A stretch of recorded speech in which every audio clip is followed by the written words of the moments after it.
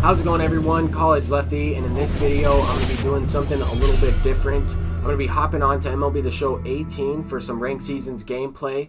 I figured I haven't played this game in a long time. I have a lot of the good cards that are in the game, and as well as there's a few cards that I have in my lineup that I really want to use in MLB The Show 19 that haven't yet been released into the game. So I'm going to be going over my binder just really quickly on some of the cards that I can use in ranked seasons. And I haven't played this game in months, and so that means that my rating is going to be really low, and I have a chance to play anybody who's playing this game, just because I don't think there are that many people playing. But we do have a pretty good squad, a 96 overall team. I am going to be using Luis Tiant in the lineup just because I had him. He was a card that I purchased for 1 million stubs in this year's game. If you guys never really played this year's game, the pitch speeds are much slower, so that's going to be something that I'm going to keep in mind as I get into this gameplay. We are going up against a pretty budget team here. I didn't expect to go up against a team similar to the caliber of mine with a lot of immortals, but at the same time, this game's been out for a really long time, almost a year and a half. But we are facing David Price here and the gold version. I think he does have a couple different diamonds in this game. I know that he has a relief pitchers version, might be a gold, as well as a starter that was for the Rays. But we're facing the live series, and Ken Griffey Jr. has amazing power against left-handed pitching in this game. I always liked hitting lefty-lefty, especially with Ken Griffey. He was always my best card in this game, and I don't know if you guys noticed the stats. It said that he had 0 home runs. That was because I ended up hitting about 250 home runs with him, and it reset the stats, so that was kind of interesting. But I also have a creative player in this year's game. Pablo Sanchez is the shortstop. I didn't grind out a catcher, so we will be using Mike Piazza. But another home run from Ted Williams. The wind was actually blowing 10 miles an hour in this game, and that's something that is a little bit different in MLB The Show 18 compared to 19 as well. There are a lot more home runs hit as we give one up. With Shohei Ohtani, the Future Stars version, I really loved using this card as well. This game just brought back a lot of memories. I started building my channel on this game. I decided I would go back and play it just to have a lot of fun with it. I've been having fun with 19, but I wanted to mix it up. I wanted to try some different cards out. They just released Reggie Jackson, and then will be the show 19, and I have the postseason version in 18, definitely a solid hitter, and he cost me like 400k stubs. I put a lot of time, effort into grinding these cards. I didn't spend any money in this game. I just won a lot of cards playing the event. I had a lot more time to play. This was when I was going to college as well.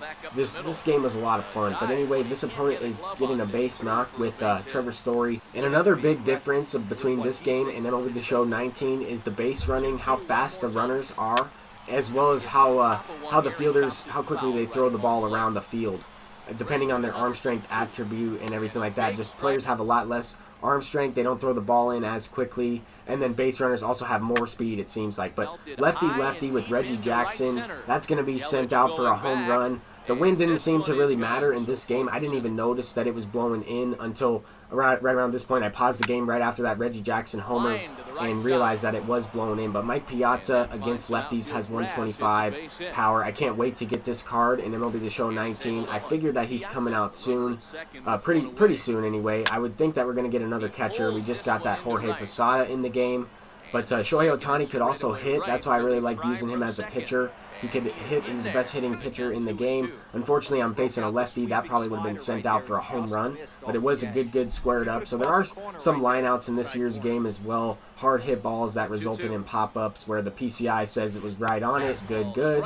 And then you get a hit result that ends in an out. So in this, it's the same type of thing in this game as MLB The Show 19 is. That's just the way baseball is played.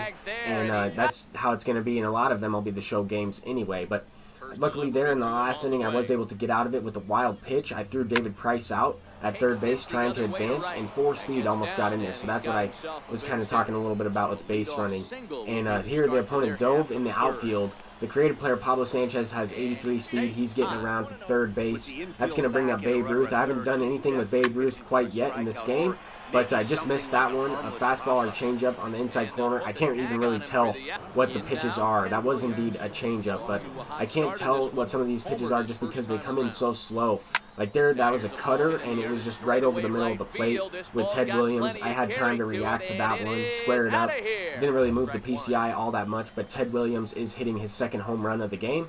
We have Immortal Albert Pujols coming up once again, and he's going to smack that one to left field. A no-doubter on the same pitch, a cutter over the middle of the plate once again.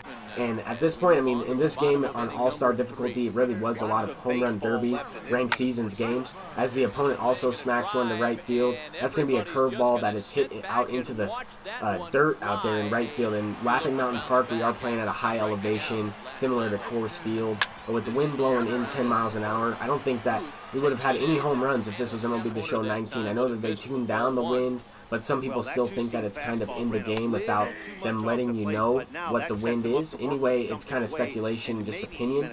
But in this one, I immediately noticed that the ball is just carrying. I think there's already been about 5 home runs hit in this game so far, and I just really had a lot of fun with this game. A lot of people didn't really enjoy 18 as much with the pitch speeds. They didn't think that had too large of a skill gap, but I think that, I mean, off-speed was kind of the meta and everything like that, but I think it was a lot of fun overall. I had a wonderful time playing this year's game, and I played this game a ton. I mean, I played about 300 games of ranked seasons, and I'm on pace to do the same in MLB The Show 19, I think, but I just had a lot of fun playing this one. There was a lot more computer grinding in this one for the Immortals, but I still have yet to do anything with Babe Ruth. So I popped that one up. That was a knuckle curveball over the outside portion of the plate, and I just missed that one. Couldn't send it to the opposite field. I had a tough time waiting back on it. But after that one, we kind of just lost connection. The opponent quit out, so we'll go ahead and hop in to another game. I figured I would play one more, and of course, we are going up against the 85 Phil Necro. There's also a couple knuckleballers in this year's game. Obviously, we're facing this Necro, and then I have the Louis T on my team. He's still going for like 400,000 stubs in this year's game. But I don't plan on selling any of the cards that I have. I mean, I have the finest cards that are locked in from that program. I have a lot of the cards that are expensive on the market. But before this game cycle was pretty much over, before MLB The Show 19 came out, I just focused on getting the equipment cards, like the Reggie Jackson. I also have the Giancarlo Stanton on my bench. I haven't used them yet to this point, but this opponent definitely has a decent squad, a little bit better than the last team I went up against. He has more diamonds anyway. He also has the Yogi Berra. He's a level 100 diamond, so that's how you're able to get that Immortal Yogi Berra. I don't think we'll see a Signature Series Yogi Berra in MLB The Show 19 because I don't think they have his rights. That's kind of the rumors that are going around with that. I'm not sure if it's confirmed or anything, but I have heard that multiple times. But so far in this game, I didn't really have too much of a tough time hitting Necro just because the knuckleball kind of floats in. I thought in this year's game it was pretty easy to hit, especially on All-Star. I just faced Phil Necro a lot in a lot of the events. He had a bronze version of a relief pitcher of his card in this game, and that was really something that I'm glad that they went away from doing that so far in the MLB The Show 19. I'm glad that there aren't any knuckleballers in the game, but at the same time, they were fun to use in 18. But towards the end of the game, it's like, why use them? And I did use them when they first came out, but I decided to take them out of my lineup towards the end just because it was more fun to use some of these immortal pitchers, Shohei Ohtani. Then they released the finest pitchers as well. But in my second game of ranked seasons, back on this one, I am facing the 85 Necro. So we're going to have to deal with the knuckleball. The opponent wasn't really throwing the knuckleball as much as I would have thought he would up until this point. He kind of went with the screwball. I hit it out with Pablo Sanchez. There he went with the curveball. I hit it out with Reggie Jackson to the opposite field. Even though it was a late swing, the PCI wasn't all the way on that last one. And sometimes that happens depending on the feedback of the pitch. Especially in this game, you didn't need to have the PCI all the way on the ball at times. And we see that as well in MLB The Show 19, but I would say not as much. This opponent was starting to chase some pitches below the zone, and I would try to attack him. I mean, I have Immortal Bob Gibson on the mound. I think that in this year's game, he was much better than he will be in MLB The Show 19. I have yet to try him out in 19, but of course, as soon as I hop on to 18, yeah, he gets selected right away. He's also my number 3 pitcher in this year's game. But I figured I would try him out once again on this year's game. I really liked using those immortal pitchers. I really wanted to get Tom Seaver in this one, but Shohei Ohtani and Bob Gibson will definitely do. There I was getting a fielder's choice with Ken Griffey Jr. The opponent started to go to a slide step. He thought I was going to be stealing with the knuckleballer on the mound. He went with the fastball, and I pulled that one. Early okay swing on a fastball up and away, and we pull it. That's just part of the meta of this game. It was better to be early than anything else. Just early was definitely rewarded. I felt like I was even late on that swing there with Ted Williams. That one I went try to go down and get that one and pull it for a 3-run shot. I've already hit a couple home runs with Ted Williams in this gameplay, so I felt like I was locked in at the plate with him.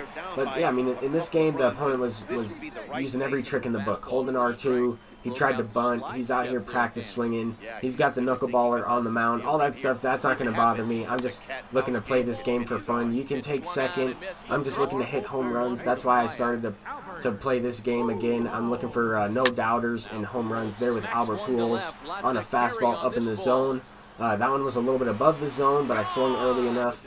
So far throughout these games of ranked seasons, I've been able to hit a few home runs, a lot more home runs than I've been hitting recently in MLB The Show 19. I just kind of wanted to mix it up. It was a lot of fun. I was able to go to the opposite field with a lot of power with some of these guys, as well as pulling the baseball. Here with Babe Ruth, the opponent had to take out Phil Niekro at that point, brought in Aroldis Chapman, and Babe Ruth's going to smack one to right field, a no-doubter.